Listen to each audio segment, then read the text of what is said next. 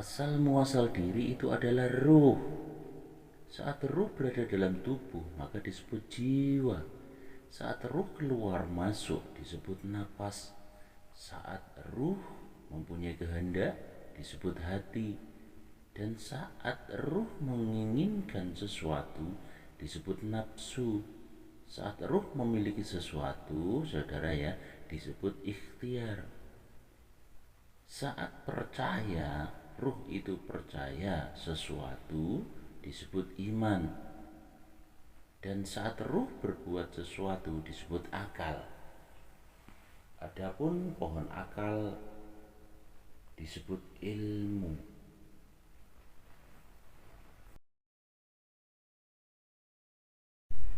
Assalamualaikum warahmatullahi wabarakatuh. Sang kahuripan yang dimuliakan oleh Allah. Pada kesempatan ini ya, kita akan membahas bersama-sama yaitu tentang mati sakjroning urip atau mati dalam hidup. Ya, urip kuwi mung sakedepan mata atau hidup ini hanyalah sekejap mata. Lebih cepat daripada cepatnya sekelibatan pandang atau sekelibatan pedang. Hidup di bumi hanyalah untuk mampir, untuk minum. Saat orang melakukan perjalanan panjang, dunia itu kecil, bahkan amat sangat kecil. Ya, dunia biasa dimasukkan ke hati seseorang bila hati orang itu disemayami Tuhan. Tuhan itu dohir atau nyata, tidak maha gaib, dan dalam manusia itulah tersimpan rahasia-rahasia kegoiban Tuhan. Semua yang ada di bumi, yang ada di hadapan manusia adalah wujudnya Allah. Itu semua adalah tajalinya. Ya, Allah dan manusia saling bertajali. Bila kasab telah tersibak, dinding jalal sudah tersibak. Musyahadah adalah ilmu tertinggi Allah untuk manusia yang dikehendakinya. Dalam diri manusia dilembari bahan baku yaitu mukhasyafah. Saat Musa alaihissalam bertajali kepada Allah di Bukit Tursina, ya, Bukit Tursina adalah hakikat Allah atau hakul wujud. Allah mengikuti manusia. Apa buktinya? Menjadi mata, telinga, lisan, tangan, dan kaki para hambanya. Allah melebur dalam amanah di harta, istri, suami, anak, sawah, kebun, dan perangkat derajat kemuliaan manusia. Ya, miliaran cahaya yang ada di dunia adalah gerak ilahi.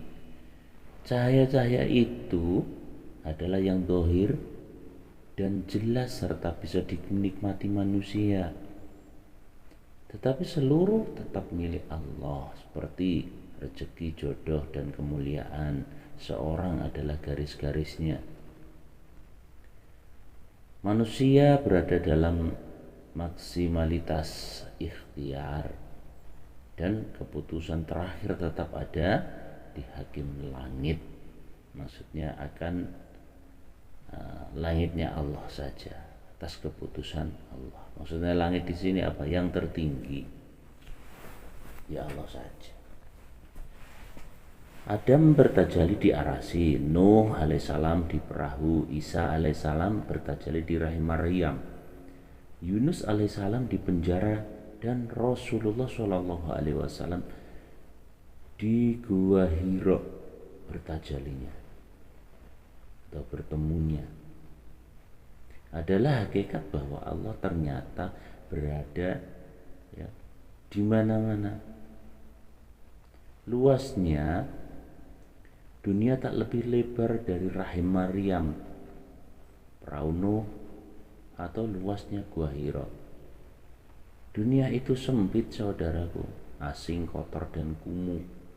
Maka tugas Nur Muhammad yang ada di kitalah yang harus memperluas, membersihkan dan mensurgakan dunia ini. Bumi itu adalah tubuh kita, di dalam jasad tubuh ini loh. Ya, jadi kita harus mati untuk hidup sesudah mati. Diabadi keabadian yang tidak ajali dengan bingkai cahaya Tuhan. Dunia ini adalah keranda kematian sebagai kendaraan manusia yang mati tapi untuk hidup lebih panjang di pangkuan Tuhan kita. Ya. Bukti Tursina tempat Musa bertajalli adalah yaitu puncak sin atau huruf sin. Kita harus tahu huruf sin itu apa. Sin itu punya kaki 3. Kaki pertama bertajalli kepada Allah. Yang kedua kaki sin itu maksudnya bertajalli pada Nur Muhammad. Dan kaki yang ketiga bertajalli pada insan. Maksudnya puncak huruf sin atau sin itu maknanya yang lahir yang batin itu adalah Allah, yang lahir atau dohir itu Nur Muhammad. Semuanya terletak pada diri insan. Itu yang disebut syahadat, saudaraku. Itulah syahadat, penyatuan antara dohir dan batin, yang batin dengan yang dohir, karena yang batin dimasukkan dibungkus dengan yang dohir. Itulah kesempurnaan syahadat. Makanya dibilang puncak sin atau tursin. Tur maksudnya itu puncak, dalam puncak kesadaran ihsan atau puncak kesadaran manusia. Itu maksudnya, saudaraku ya. Maka Musa alaihissalam bertajalli padanya di atas restu Nur Muhammad tadi. Dan sin dalam Tursina itu tiada lain adalah Nur Muhammad. Sedangkan Musa dan Muhammad hakikatnya berada lekat di ruh kita semua. Ya, maka itu kita semua harus terus-menerus bertajalli kepada Allah. Sebagaimana Musa bertajalli di Bukit Tursina dan Rasulullah bertajalli di Gua Hira. Maksudnya dalam puncak kesadaran secara sempurna dalam kolbu kita, kita meyakini bahwasanya yang ada di dalam diri itu adalah hidupnya Allah. Maka setelah kita yakin di situ, kenalah sifat kemanusiaannya. Saudaraku, hidup hanya sekedap mata, sekedipan mata saja. Di dunia ini sempit dan bisa dimasukkan ke dalam hati kita. Semua yang kita punya adalah amanah Allah, jabatan, harta, anak, suami, dan hanyalah fata morgana semuanya itu, saudaraku. Dan tujuan kita hidup adalah asik di pangkuan Allah semata.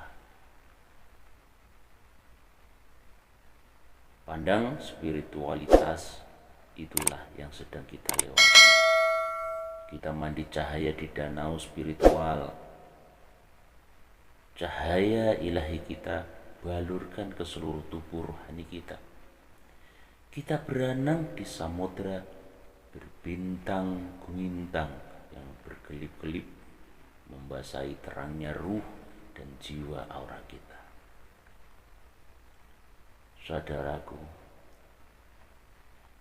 di wejangan untuk diri sendiri ini saya hanya berpesan dan berwasiat kepada diri sendiri bahwa kehidupan di dunia ini kita sesungguhnya tiada.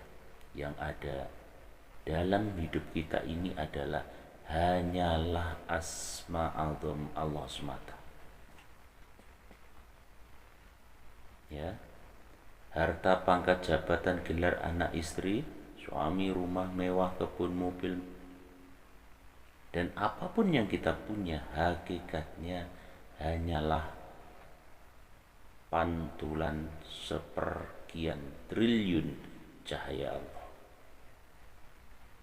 Itu semua adalah garis-garis yang telah dipatri Allah di Lauhil Mahfuz. Kita punya rencana atau bisa Allah punya kuasa. Tapi Allah sangat bangga pada manusia yang keras berikhtiar untuk merubah nasibnya. Karena Allah menyukai manusia yang berjaya menguasai dunia. Dunia tempat kita harus mati dalam hidup. Ya, sang kahuriban yang dimuliakan oleh Allah. Hidup kita adalah menuju kesempurnaan. Tidaklah seorang menjadi sempurna bila tidak mengenal dirinya dan tidak mengetahui asal-usul kejadian atau kejadian penciptaan alam dan dirinya oleh Allah Subhanahu wa ta'ala. Apa sesungguhnya yang Allah ciptakan paling awal? Simalah perkataan Abdullah bin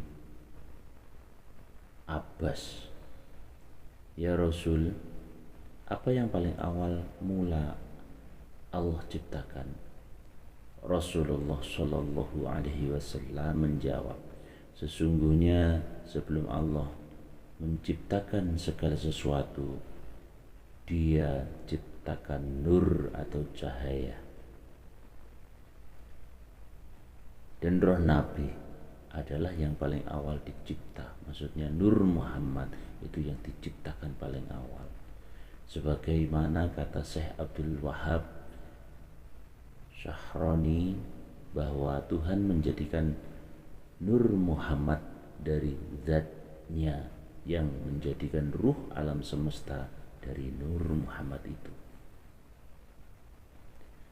Maka nyatalah bahwa Allah menciptakan ruh alam semesta adalah dari Nur Muhammad. Dan Allah menjadikan batang tubuh dari Adam. Sebagaimana sabda Rasulullah, aku adalah bapak dari segala ruh. Dan Nabi Adam adalah bapak dari seluruh batang tubuh. Dan bahwasanya juga Nabi Adam diciptakan dari tanah seperti firman Allah, aku jadikan manusia atau Adam dari tanah, dan tanah itu dijadikan dari Nur Muhammad. Setelah kita meyakini bahwa kita tercipta dari Nur Muhammad dan batang tubuh kita dari Adam, maka masukkanlah Nur Muhammad dan Adam ke ruh kita. Maka insya Allah kita akan melihat ma'rifat zat wajibul wujud yang kita yang suci dengan sendirinya. Jadi tubuh kita yang terdiri dari Nur Muhammad dan Adam dan kita dalam wujud kasar tentu tak dapat melihat Allah karena kepanaannya. Tak ada jalan lain. Kita dapat melihat Allah harus dengan Nur Muhammad tadi. Dengan kita seluruh wujudnya. Nur Muhammad dalam diri kita, maka Allah akan selalu dalam diri kita. Maka akan terkuaklah rahasia dan hakikat pengasih, penyayang, pendengar, berkehendak, dan datang dari Nur Muhammad itu. Sebagaimana firman Allah Subhanahu wa ta'ala, sesuatu yang datang padamu yaitu hak, itu pun dari Allah yaitu nur. Dan firman Allah Subhanahu wa ta'ala, sesuatu yang datang padamu yaitu hak dari Allah Tuhanmu yaitu nur. Betapa tinggi makom atau situasi hati yang sudah saya sebutkan tadi, yang telah dicapai para nabi atau rasul Allah yang mengenal ma'rifatullah, sehingga menetapkan derajat kedekatan al-qurb dan penyatuan al-wisal mereka padanya. Namun hal tertinggi dalam makam itu tetap ada pada Rasulullah atau Nur Muhammad tadi. sebagaimana yang termaktub dalam hadis qudsi yang artinya, aku jadikan engkau karena aku, dan aku jadikan seluruh alam semesta ini dari kebesaranmu ya Muhammad. Sabda Allah Shallallahu Alaihi Wasallam, aku dari Allah dan seluruh orang mukmin adalah dari diriku. Nah, di sini menyatakan bahwasanya aku jadikan engkau karena aku. Jadi semua yang terjadi ya di alam semesta ini terjadi darinya, dari Allah semuanya. Dan itu dijadikan dari kebesaran Nur Muhammad tadi. Jadi intinya kita semua juga alam semesta itu tercipta dari Nur Muhammad. Dan Nur Muhammad itu tiada, karena tiada lain adalah Nurullah saja. Berarti kalau kesemuanya tercipta dari Nur Muhammad atau Nurullah, berarti kita ini siapa? Siapa saudaraku? Bisa menjawab? Ya, bagi yang tahu, yang paham, alhamdulillah. Karena kita semua ini sebenarnya rahasianya Allah. Kita semua ini adalah wujud untuk melihat kenyataannya Allah. Begitu ya saudaraku ya. Dari Nur Muhammad yang merupakan sifat, hakikat sifat yaitu zatnya yang baqo itu loh. Zat ini bukan hayun, akan tetapi ghairu. Sebagian jamhur ulama berkata, asal muasal diri itu adalah ruh, dan ruh berada dalam tubuh, maka disebut jiwa. Saat ruh keluar masuk disebut napas, ya kan? Kita napas. Itu wujud karena perwujudan ruh itu tadi. Saat ruh mempunyai kehendak disebut hati. Dan saat ruh menginginkan sesuatu disebut nafsu. Saat ruh memilih sesuatu disebut ikhtiar. Saat percaya sesuatu disebut iman. Dan saat ruh berbuat sesuatu disebut akal. Adapun pohon akal disebut ilmu. Akhirnya dalam ilmu inilah sesungguhnya jati diri manusia bersemayam. Letak zahir atau wujud Allah dan sabda Rasulullah atau Nur Muhammad menyatu dalam diri manusia. Piranti-piranti itulah yang membedakan manusia dengan makhluk lain dan yang meletakkan manusia sebagai makhluk termulia di alam semesta raya ini, saudaraku. Lalu sabda Allah Shallallahu Alaihi Wasallam kembali, zahir atau wujud Tuhan itu dari batin hambanya. Makanya kalau si zahir ini ya, si zahir ini kita fanakan, kita lenyapkan, kita leburkan, kita matikan. Yang ada kita munculkan yang gaib. Yang gaib siapa? Batin. Dan batin itu siapa? Batin itu adalah ruh. Ruh itu Nur Muhammad. Nur Muhammad itu adalah nurnya Allah saja. Kalau kita wujudkan, maka yang terjadi di situ adalah menjadi wujudnya Allah, bukan wujud manusia lagi. Karena selama ini Tuhan kita gaib-gaibkan. Jadi sampai kiamat pun kita tidak akan menemukan Tuhan secara sempurna, saudaraku.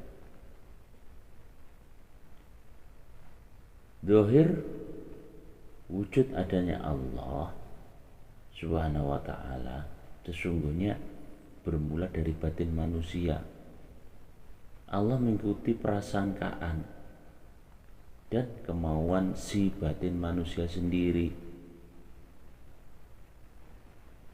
Ya, maksudnya Allah itu sesuai prasangka. Kalau manusia itu berprasangka Allah itu jauh, Allah ya jauh. Kalau manusia berprasangka Allah itu dekat, Allah semakin mendekat. Kalau disangkakan di dalam hati Allah itu gaib, berarti bahwa gaib itu tidak nyata. Ya maka Allah ya akan sembunyi terus, tidak muncul dalam hati si manusia tadi. Paham ya saudaraku ya? Dalam kita membahas hakikat jati diri manusia, maka kita akan mengenal 3 hal, yaitu yang pertama, kita harus mengetahui asal muasal diri kita yang telah kita bahas tadi. Jadi yang kedua, kita harus mematikan diri, ya, mematikan diri kita sendiri ini loh. Sebagaimana sabda Rasulullah kembali, matikanlah dirimu sebelum kematian sendiri. Ya, karena apa saudaraku? Ayo coba kita lihat, maksudnya kita tengok kilas balik. Sebelumnya manusia lahir itu adalah hidup. Ya, sesuatu yang mati dalam tubuh atau daging, segumpal darah di dalam kandungan, itu baru hidup kalau sudah ditiupkan ruhnya Allah, dimasukkan di situ. Berarti insan itu sudah hidup. Ketika sudah lahir dia hidup terus sampai dia mati. Kapan? Dia semenjak balik dia mati. Mati di sini adalah dalam rangka berhijab, manusia yang masih terhijab hatinya. Karena apa? Karena nafsu, merasa mengakui keakuan diri. Keakuan dirinya manusia itu loh. Oh, ini ibuku, ini ayahku. Ini ketika dia besar sudah mulai memikirkan, saya mau kerja apa, bagaimana cara nikah. Akhirnya setelah nikah memikirkan, mengakui bahasanya ini istriku, ini suamiku, ini anakku. Pengakuan itulah yang merampas haknya Allah sehingga dibilang yang hidup tadi mati. Hidupnya Allah yang dalam diri kita penjara sendiri, kita tanam dalam-dalam, kita kubur dalam-dalam dengan nafsu, ataupun kita kubur di dalam jasad kita sendiri. Ya. Tetapi di saat manusia itu sadar bahwasanya hidup di dalam diri itu hidupnya Allah, gerak, bisa memandang, bisa berbicara, bisa berkehendak, bisa mendengar, bisa berkalam, itu kesemuanya Allah saja, maka orang itu mati kembali. Maksudnya setelah mati tadi hidup kembali. Si roh itu hidup kembali dikarenakan sudah berjalan di jalan Allah, sudah mengakui itu hidupnya Allah. Itu maksudnya saudaraku ya, paham ya? Dan itu pun akan terjadi terus saat manusia bisa menjaga hidupnya itu hidupnya Allah. Sampai kapan? Sampai kembali ke pangkuan Allah, atau dimatikan oleh Allah, atau dipindah alam kita. Akhirnya apa? Yang terjadi di situ adalah alam kamulyan. Hati dan hidup orang itu sudah mulia, dalam dunianya mulia, kena hambatan, rintangan apapun sudah tidak dirasakan karena merasa semuanya itu kehendak Allah, semua itu skenario-nya Allah. Paham ya saudaraku ya? Sangga uripan yang dimuliakan oleh Allah. Tafsir pengertian mematikan tadi mengandung hakikat agar kita wala qadirun wala alimun wala hayyun wala muridun wala sami'un wala basirun wala mutakalimun. Tidak kuasa, tidak mengetahui, tidak hidup, tidak berkehendak, tidak mendengar dan melihat, tidak berkata-kata, bahwa kita itu mati. Kesemuanya tentang kuasa, tentang mengetahui, berkehendak, mendengar, melihat, itu cuman Allah saja. Tidak mampu berbuat apapun kita itu. Ya, kita ini 0, kosong, tak berdaya apa-apa. Jadi yang berkuasa mengetahui, hidup, berkehendak, melihat, mendengar, dan berkata hanyalah Tuhan. Ya, inilah sebenarnya yang diajarkan ke semua agama ini. Berpasrah diri inilah saudaraku. Karena Islam artinya itu apa? Selamat. Siapa yang selamat? Bagi manusia yang sudah berpasrah diri atau memasrahkan ke semua yang ada pada diri kepada Tuhannya. Itu maksudnya saudaraku. Jadi manusianya ini telah fana, telah lenyap, telah lebur dalam wujud dan maujud Tuhan, atau dibilang ahadiyah, melalui ilmu dohir Tuhan dan sabda Rasulullah Shallallahu Alaihi Wasallam atau Nur Muhammad tadi menyatu dalam diri manusia bersama Tuhannya dalam ilmu dan kodim segalanya. Itu yang kedua. Dan yang ketiga, kita harus menghayati sir Tuhan atau rasa Allah, masuk dalam rahasia Allah, dalam wujud Tuhan bersama manusia tadi. Jadi yang dibilang di sini bukan ada wujud Allah terus wujud manusia, itu bukan. Maksudnya ini sudah apa? Manusia tidak menyadari bahwasanya kesemuanya itu manusia. Justru dibalik, yang gaib tadi didohirkan. Kita merasa kesemuanya yang ada dalam diri itu Allah saja. Sifat-sifatnya Allah, kenyataannya Allah. Gitu ya saudara tunggu ya. Penghayatan ini harus diketahui dengan benar agar tidak terjerumus dalam dosa. Untuk mencapai sir atau rasa Allah, kita harus tidak ada dosa, harus disucikan. Maksudnya apa? Kita merasa mengakui itulah sebenarnya dosa, saudaraku. Mengakui ini gerakku, ini melihatku, ini mendengarku, ini bicaraku, yang ada dalam diriku, itulah dosa. Kalau manusia sudah bisa meleburkan itu semua, ya, dan pula harus menggunakan ilmunya, puncak dari segala puncak untuk ma'rifatullah. Dan rasa Allah tadi atau sirrullah tadi antara kita dan Allah saja. Sebagaimana firman Allah Subhanahu wa taala, manusia adalah rahasiaku dan aku adalah rahasia manusia. Manusia adalah rahasiaku dan aku adalah sifatku. Maksudnya manusia atau insan ini adalah rahasia Allah, rahasiaku, punya Allah maksudnya. Dan apa rahasiaku tadi? Adalah sifatku. Dan sifatku itulah tiada lain adalah diriku atau diri Tuhan. Jadi dalam rasa Tuhan atau sir Tuhan, maka apa-apa yang dilakukan manusia, napasnya, kehendaknya, hatinya, gerak kaki, tangannya, perkataan dan seluruh perbuatan adalah irodah dan qadiron atau kehendak dan kuasa Tuhan. Itu ya saudaraku ya. Sang kahuripan yang dimuliakan oleh Allah sebagai wujud ahadiyah manusia dan Tuhan, Allah berfirman lagi, dan dia selalu bersamamu sekalian. Tuhan itu bersamamu seakan atau bagikan warna hitam dan putih pada mata insan atau mata manusia, menyatu, tidak bisa dipisahkan. Tuhan bersama yang nampak dalam alam semesta ini. Rasulullah bersabda kembali, barang siapa yang melihat sesuatu maka dilihatnya Tuhan di dalamnya.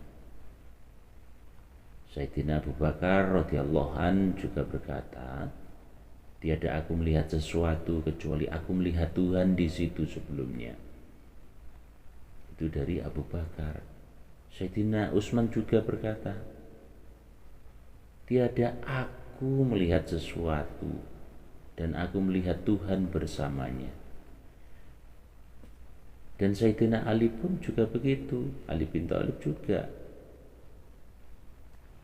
Ali bin Abi Thalib radhiyallahu an juga berkata, tiada aku melihat sesuatu dan aku melihat Tuhan padanya. Maksudnya apa saudara? Begini, jadi kita melihatnya makhluk, jangan sampai sebatas makhluk.